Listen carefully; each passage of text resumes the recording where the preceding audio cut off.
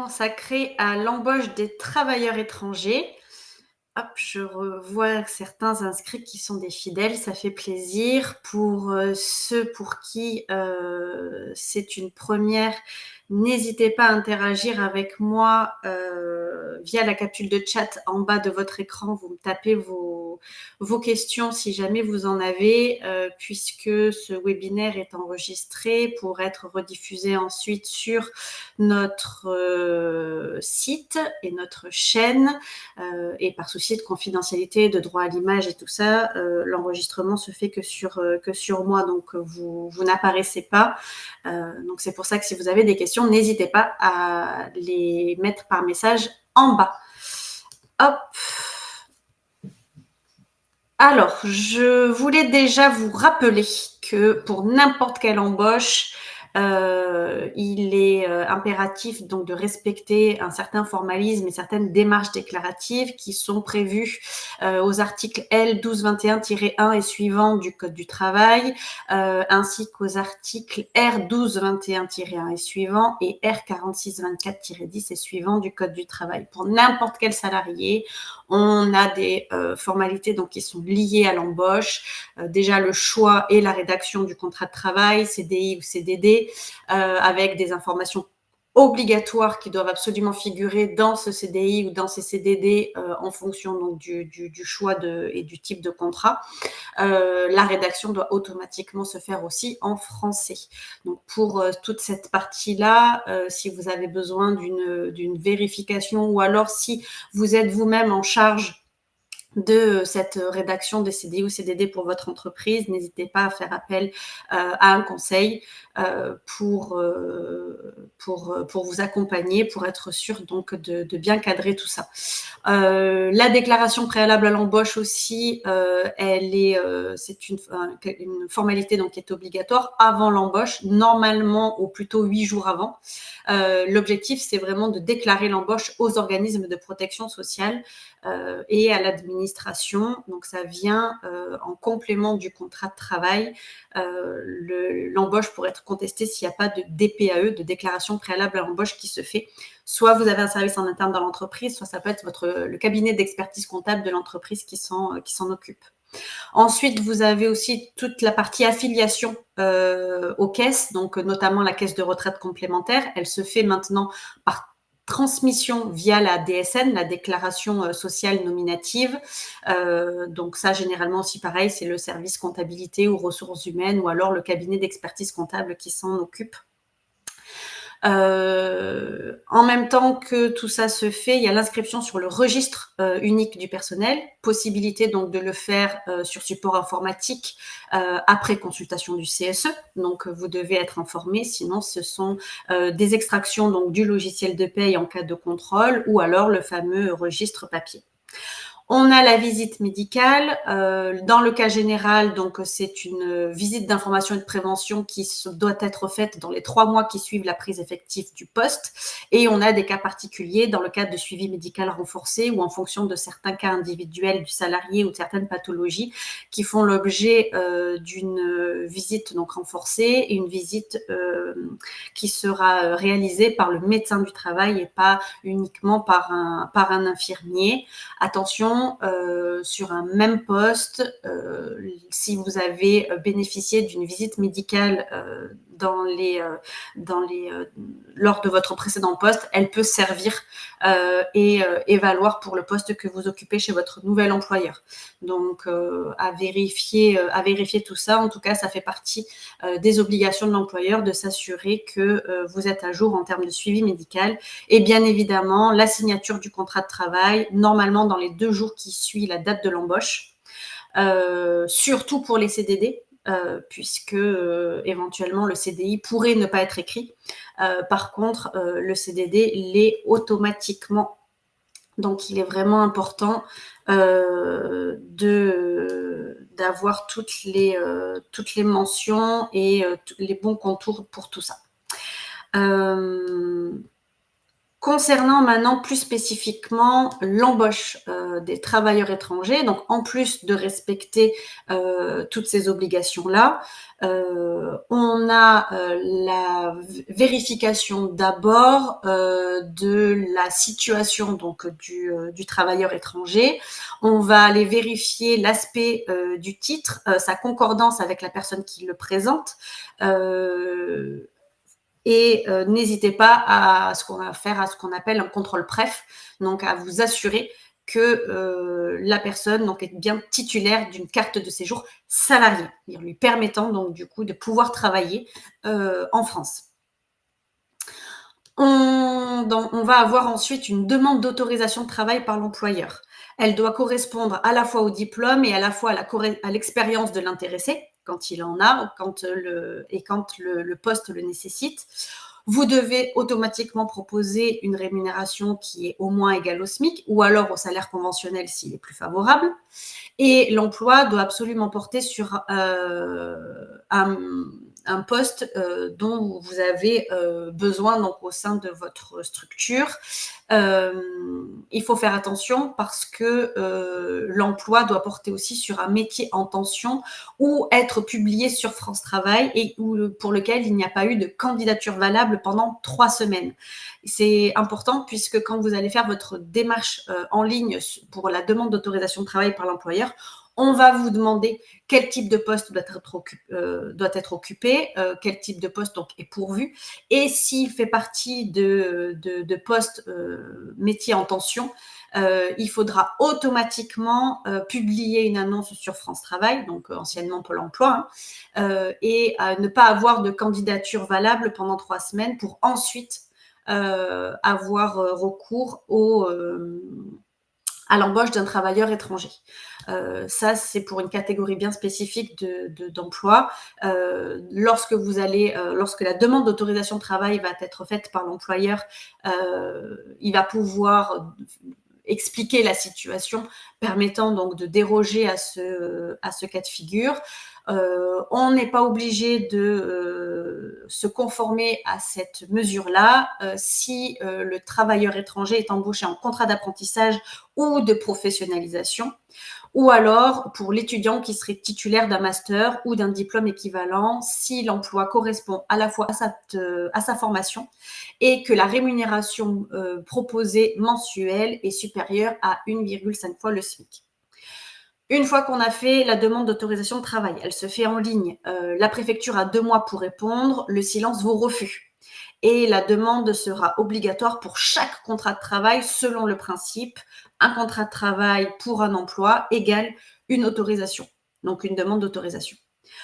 Parallèlement, il est conseillé aussi de proposer une offre d'emploi avec des clauses suspensives, c'est-à-dire être en séjour régulier et bien sûr avoir la délivrance de l'autorisation de travail afin que vous ne soyez pas engagé alors que la situation ne le permettrait pas finalement. Vous allez aussi faire le fameux contrôle préf, donc c'est ce que je vous disais, c'est la demande d'authentification du titre de séjour, 2 jours ouvrables avant l'embauche, et en l'absence de réponse, la procédure donc peut se poursuivre. Il va y avoir ensuite la signature du contrat de travail et l'immatriculation auprès des organismes sociaux. Donc la Sécu, uniquement si le salarié n'est pas encore immatriculé, bien sûr, la MSA pour ceux qui relèvent du régime agricole. Mise à jour aussi donc du registre du personnel, ça je vous l'ai indiqué, avec la mention donc du type et le numéro d'ordre de l'autorisation de travail. Attention, ça sera demandé en cas de contrôle. Et l'annexe avec tous les documents justificatifs, pareil, pour pouvoir justifier en cas de contrôle que toutes les mesures ont été remplies. Visite d'information et de prévention dans les 3 mois qui suivent l'embauche. Là, il n'y a rien de particulier ni de spécifique qui va concerner les travailleurs étrangers. Concernant le salarié, lui, de son côté, il va devoir absolument faire une demande de renouvellement de son titre de séjour en préfecture, au plus tard dans les 2 mois qui précèdent l'échéance de la carte de séjour salarié, afin de pouvoir continuer à travailler en France. La préfecture a 4 mois pour répondre et son silence vaut refus. Donc, il faut bien faire attention à toutes ces démarches, au respect de tous ces délais, afin de ne pas se retrouver en défaut aussi bien le salarié que l'employeur. Et vous, en tant qu'élu du CSE, vous pouvez être sollicité par le salarié qui aurait besoin donc, de démarches, donc vous pouvez l'informer de toutes ces démarches. Vous allez aussi avoir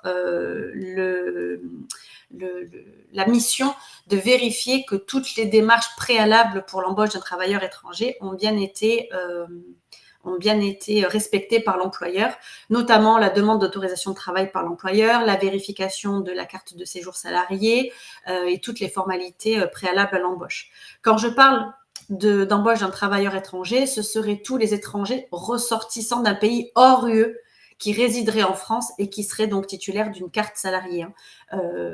On sait qu'il y a des mesures autres pour l'embauche des travailleurs européens avec le principe de libre circulation. Petite précision, depuis le 17 juillet, la réglementation sur les travailleurs étrangers en France a évolué. Les entreprises doivent désormais faire face à de nouvelles exigences, à des sanctions qui sont renforcées. C'est pour ça que j'ai voulu faire ce webinaire. Il faut faire très attention. Et vous, élus du CSE ou équipe de direction qui nous suivez, n'hésitez pas à sensibiliser votre employeur ou les services RH ou la comptabilité là-dessus. Parce qu'il y a une nouvelle amende administrative pour les employeurs qui ne respectent pas les obligations qui seraient liées justement aux autorisations de travail pour les salariés étrangers.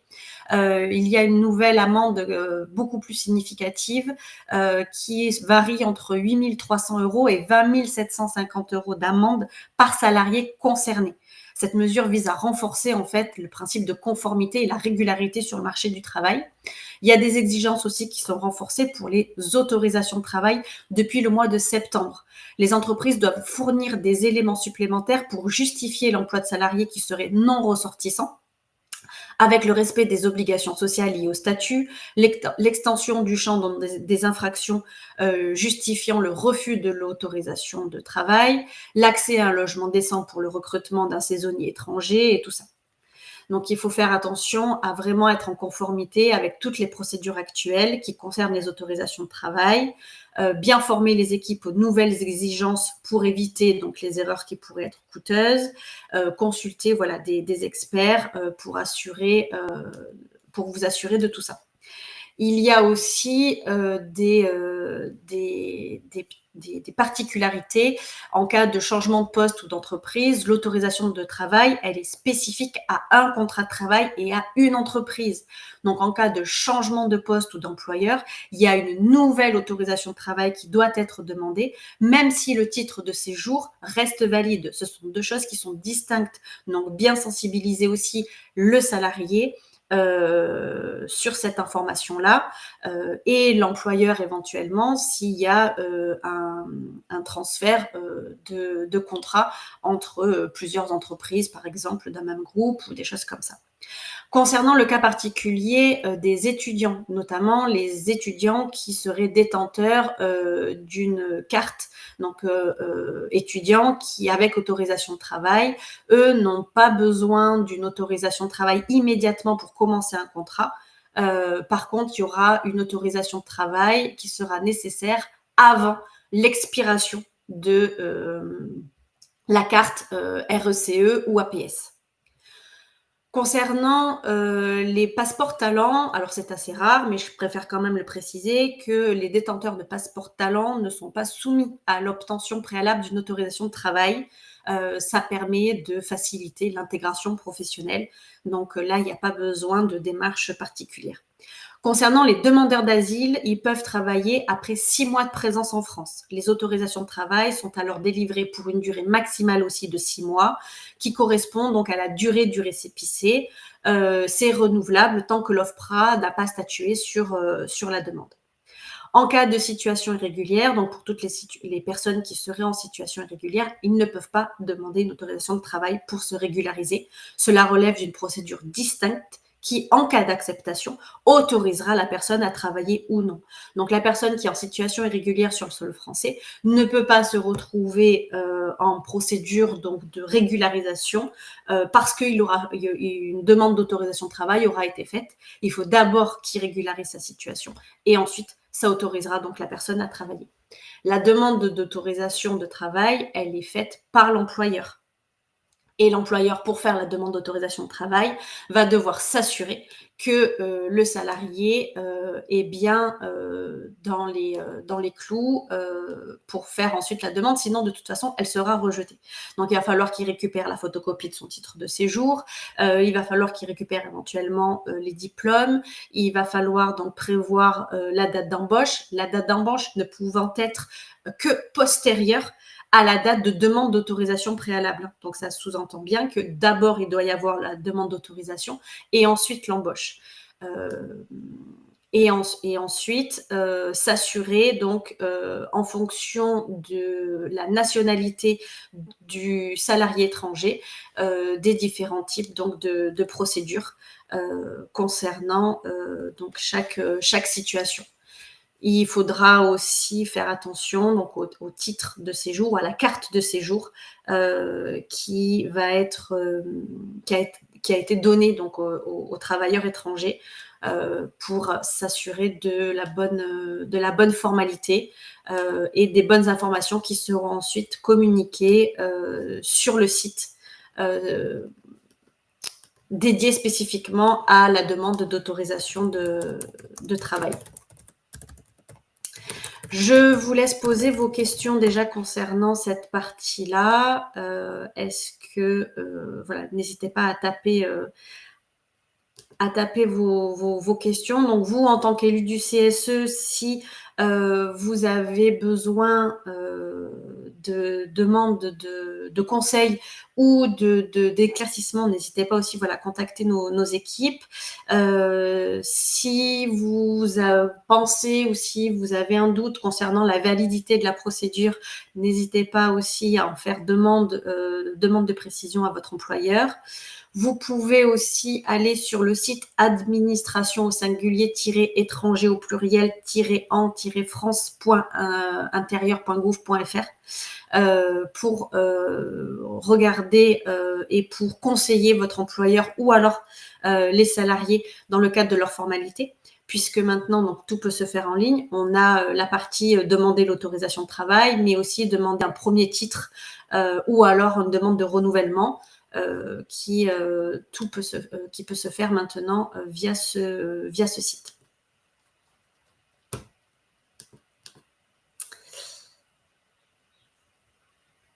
Hop. Pas de questions. Donc, je pense que j'ai été, en tout cas, j'espère que j'ai été suffisamment claire. N'hésitez pas à contacter nos équipes derrière pour plus d'informations si vous avez besoin, à consulter les documents auxquels vous avez accès dans l'entreprise permettant donc de vérifier la bonne conformité de ces procédures si jamais vous êtes confronté donc à ce cas de figure dans l'entreprise. Et si tout est suffisamment clair et que je n'ai pas d'autres questions, je vais pouvoir vous remercier, vous souhaiter une bonne journée et au plaisir de vous retrouver lors de prochains webinaires. Pas de questions. Donc, bonne journée et à bientôt.